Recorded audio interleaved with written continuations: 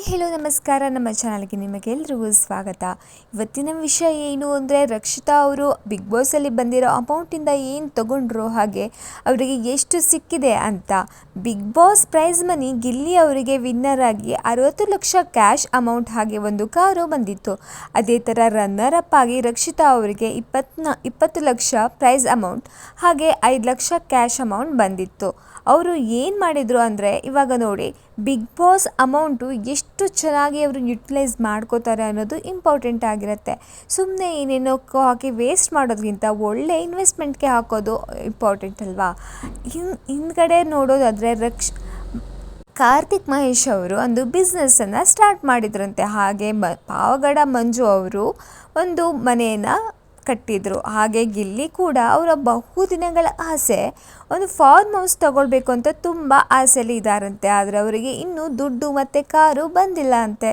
ಇನ್ನು ರಕ್ಷಿತಾ ಅವರಿಗೆ ಬರೋದಾದರೆ, ಬಿಗ್ ಬಾಸ್ ಕಂಟೆಸ್ಟೆಂಟ್ಗಳೆಲ್ಲ ಸಾಯಿ ಗೋಲ್ಡ್ ಪ್ಯಾಲೇಸ್ ಅವರ ಓಪನಿಂಗ್ ಸೆರೆಮನಿಗೆ ಹೋಗಿದ್ರು. ಆಗ ಎಲ್ಲರೂ ಗೋಲ್ಡ್ನ ಹಾಕ್ಕೊಂಡಿದ್ರು, ಎಂಜಾಯ್ ಮಾಡಿದರು. ಗಿಲ್ಲಿಗೆ ಕೂಡ ತುಂಬಾ ಹಾಕ್ಬಿಟ್ಟಿದ್ರು. ಎಲ್ಲರೂ ಟ್ರೋಲ್ ಮಾಡಿದರು, ಬಿಗ್ ಬಾಸ್ ಗಿಲ್ಲಿ ಪ್ರೈಸ್ ಅಮೌಂಟಲ್ಲಿ ಇಷ್ಟೊಂದು ಗೋಲ್ಡ್ ತೊಗೊಂಡಿದ್ದಾರೆ ಅಂತ. ಸತ್ಯ ಏನು ಅಂದರೆ, ಅದು ಜಸ್ಟ್ ಶೋ ಅಪ್ಗಾಗಿತ್ತು ಅಷ್ಟೇ. ಅದನ್ನ ಹಾಗೆ ತೊಗೊಂಡಿದ್ದಾರೆ. ಗಿಲ್ಲಿ ಅವರು ಏನನ್ನು ಪರ್ಚೇಸ್ ಮಾಡಿಲ್ಲ.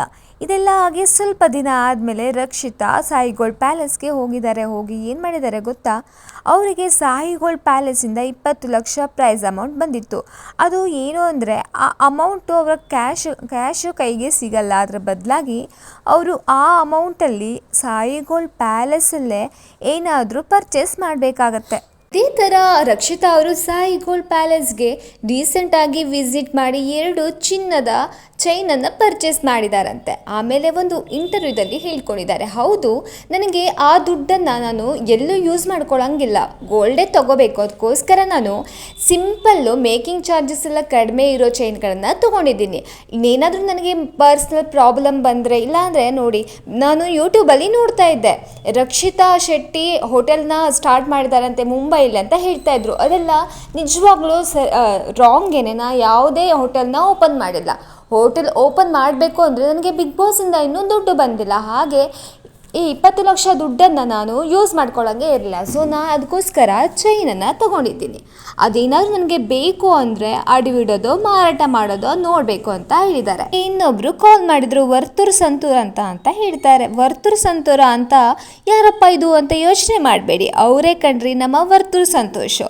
ನಿಮಗೆ ಗೊತ್ತಲ್ಲ ರಕ್ಷಿತಾ ಎಷ್ಟು ಮಿಸ್ಪ್ರೊನೌನ್ಸ್ ಮಾಡ್ತಾಳೆ ಅಂತ, ಆದರೂ ಕ್ಯೂಟ್ ಬಿಡಿ. ಅವರು ನನಗೆ ಕಾಲ್ ಮಾಡಿದರು, ನಿನಗೆ ಫಿಶ್ ಅಂದರೆ ತುಂಬ ಇಷ್ಟ ಅಲ್ಲ, ಫ್ಯಾಮಿಲಿ ಜೊತೆಗೆ ಬಾ, ನಾವು ಒಳ್ಳೆ ಚೆನ್ನಾಗಿ ಫುಡ್ಡೆಲ್ಲ ಮಾಡಿರ್ತೀವಿ, ಹಾಗೆ ನಾನು ದುಡ್ಡು ಕೊಡಬೇಕು ಅಂತ ಅಂದ್ಕೊಂಡಿದ್ದೆ ರನ್ನರ್ ಅಪ್ಗೆ, ಅದನ್ನ ತೊಗೊಂಡು ಹೋಗುವಂತೆ ಬಾ ಅಂತ ಹೇಳಿದರು. ನನಗೆ ಇವಾಗ ಸದ್ಯಕ್ಕೆ ಹೋಗೋಕ್ಕೆ ಆಗ್ತಾ ಇಲ್ಲ, ಬಟ್ ಒಂದು ಟೈಮಲ್ಲಿ ಫ್ರೀ ಆದಮೇಲೆ ಹೋಗ್ತೀನಿ. ನನಗೆ ತುಂಬಾ ಖುಷಿ ಆಯಿತು, ಅವ್ರು ಎಷ್ಟು ಪ್ರೀತಿಯಿಂದ ಕರೆದ್ರು ಗೊತ್ತಾ, ನಾನು ಹೋಗ್ತೀನಿ ಅಂತ ಹೇಳಿದ್ದಾರೆ.